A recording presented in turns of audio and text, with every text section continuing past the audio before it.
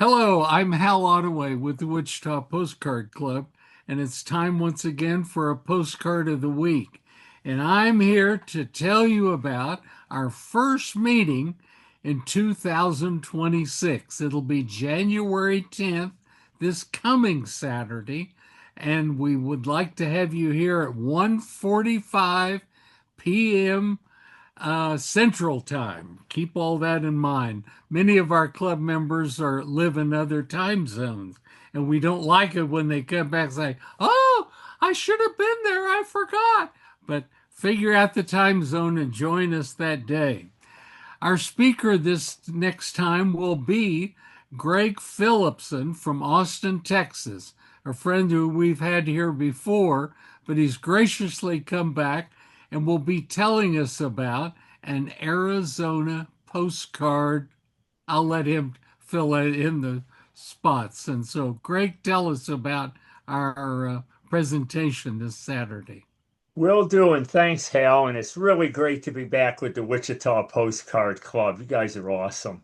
And anyway, so we picked out a particular propaganda cartoonist, World War II era cartoonist, named Reg Manning from Phoenix, Arizona. And Reg was a Pulitzer Prize winner in 1951 during the Korean conflict, but we're not going to focus too much on that. We're going to talk about some of his, we're calling him the cactus cartoonist. So we have a really neat postcard that we'd like to talk about today. You'll see a lot of wonderful postcards during the full presentation. But for today, we want to talk one. It says the Southwest is well guarded from parachutists. So when you see this card, it's really kind of fun because it covers several different genre, if you will. A, it's military. You see the parachutist. B, in complete compliance with being the cactus cartoonist, it's a funny thing about the military. This is one of his humor postcards, unlike some of the anti-Nazi, anti-Japanese ones he did later. Um, and you can see the people parachuting into the Arizona desert. Uh, and one of the cacti are all there waiting to greet them to put the little sticky prickers in their butts, right? So it's kind of a fun thing. And these were used as humor, people on training bases and so on. We're sending correspondence back home, and especially with all the military installations we had in Arizona uh, before and leading up into World War II. So when you look at the back of this card, it actually is a very interesting part of the card. The cartoon part on the front is great.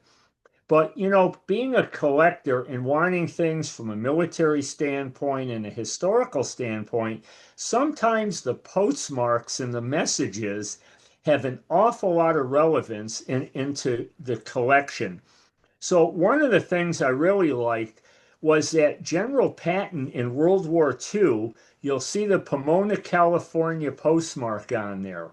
And there was a desert training facility established outside of Pomona, which ties into the desert and the cacti and all those kinds of things as well. So that was one interesting thing I thought about Pomona, specifically with this card. One of the things that wasn't so great about Pomona is that it was in California, it was where the fairgrounds were. And in 1941 and early 42, when they were rounding up the Japanese um, for internment camps, about 5,000 Japanese civilians were rounded up at Pomona waiting to be sent off. They were using the fairgrounds in LA County before they were transferred to other camps, and there were significant numbers. Um, Also interesting is the two aspects of this. One being that, yeah, sure, we rounded up Japanese civilians. It's a horrible thing, and nobody can make any bones about that.